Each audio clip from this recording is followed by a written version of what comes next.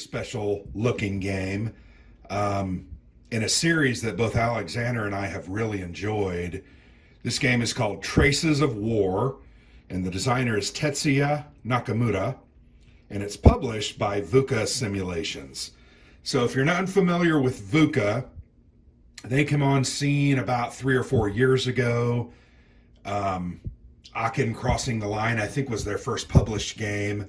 Since that time, we've played several of their games, most recently Donnerschlag, and they're just awesome. Their games are great, well-produced, beautiful art, beautiful components, and frankly are very interesting and fun. I wouldn't call the games that we've played necessarily simulations, but they're very interesting games taking a look at history. So Traces of War, Tetsuya Nakamura is the same designer that has done several of the Red Box series of games from Multiman Publishing.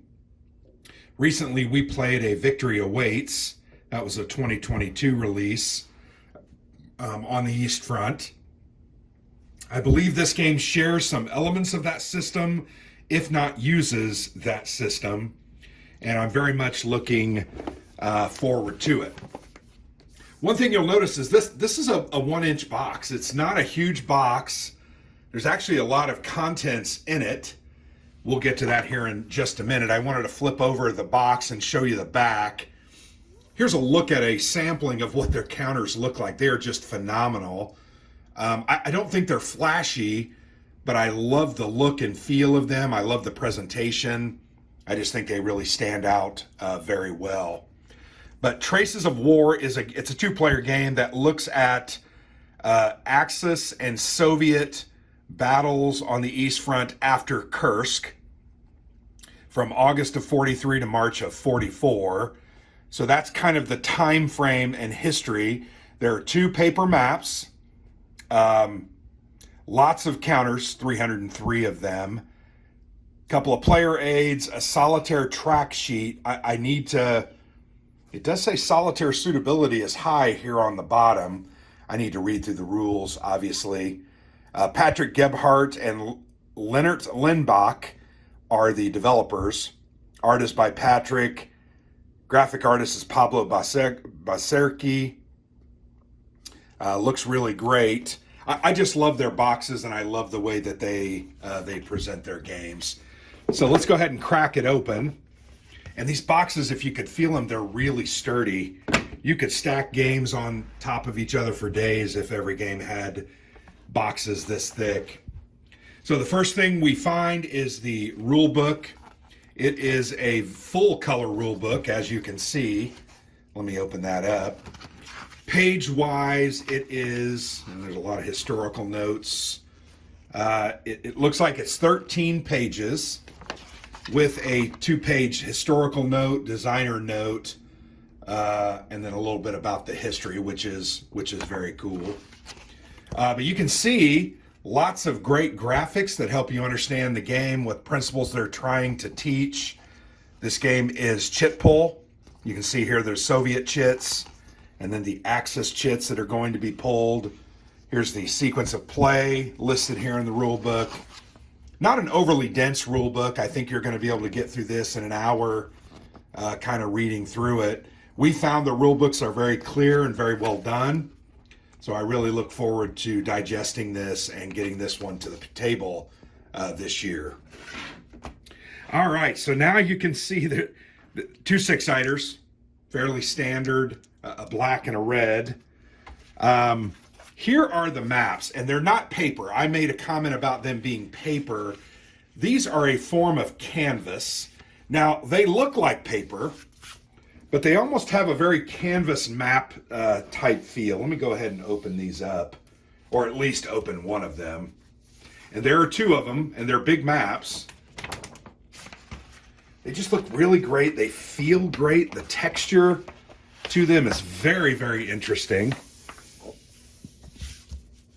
I don't know how to describe them. I wish I had a better word to give you a better description. This is a look at one of those maps, and then here you can see the second map. I love the color I love how the different terrain stands out. So on this map, you can see there's really kind of a different color palette, as you've got some trees up on the north. You've got maybe what appears to be some open, here's some mountains, lots of mountain and open area over on this map, big bodies of water, really great looking. You have your reinforcement pools here on this map, your command chit pull, which chit is active, kind of a neat little twist.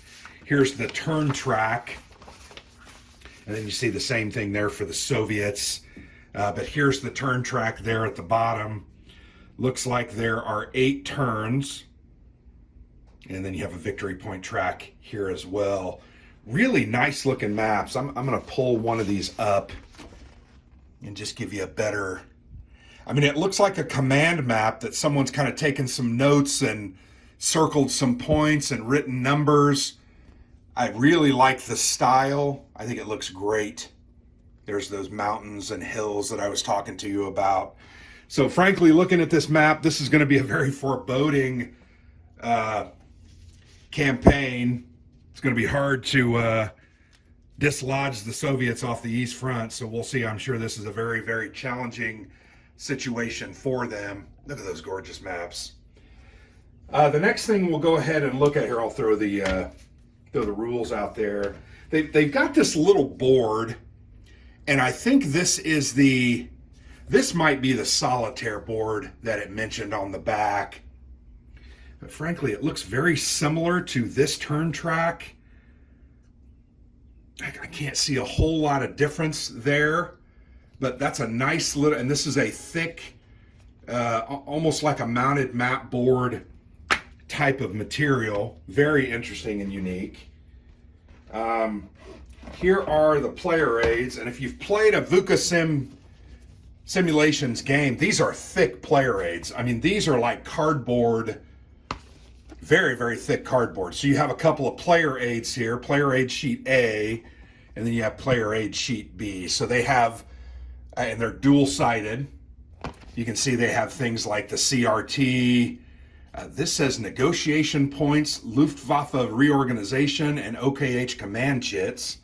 That'll be interesting. Here's some of the terrain types. Obviously, you've got swamp, you've got rough, cities, towns, blocked hexsides on water, roads, railway, and different things. So yeah, dual-sided, very, very nice. Those are very nice and highly helps play especially. This looks like it has the sequence of play. It has supply, movement, combat. Really a well laid out. I mean, it's almost like having a rule book in front of you, but you have these sheets in front of you. And then we've got some of these optional rules so that you can play those out. Really nice touch. I think that's nice. It's going to make for a really highly playable game. Remember, there's about 300 counters, so there are 3 counter sheets. Let's go ahead and show you. These are Soviet counters, obviously. One of the things you'll notice about the counters, they are pre-rounded.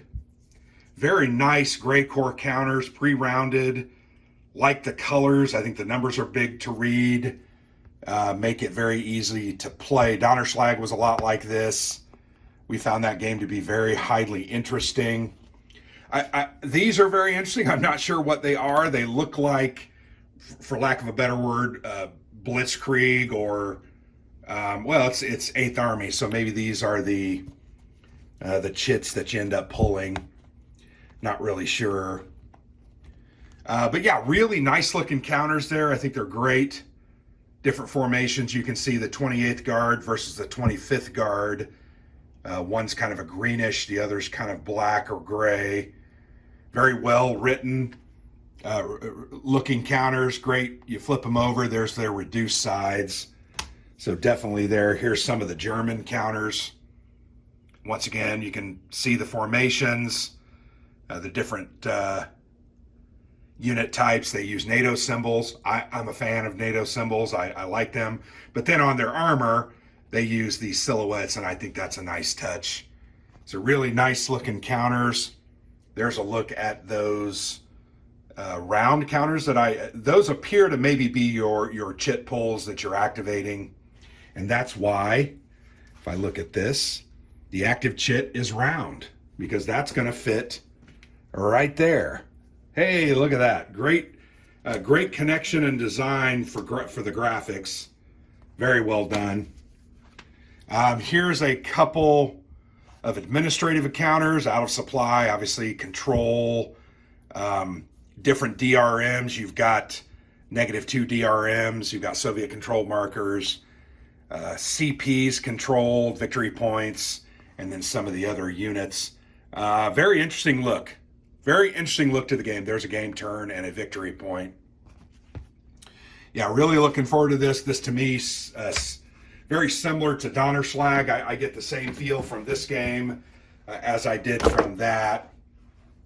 So there you go. That's a look at Traces of War from VUCA Simulations. Extremely great production, beautiful components, a very good designer who has done a lot of great work with other companies on great systems. I see no reason why this game is not going to be a blast. It's going to be very interesting. Hopefully we can get this one played here in the next couple of months. So thanks for watching. I appreciate it. I've been Grant for the Player's Aid.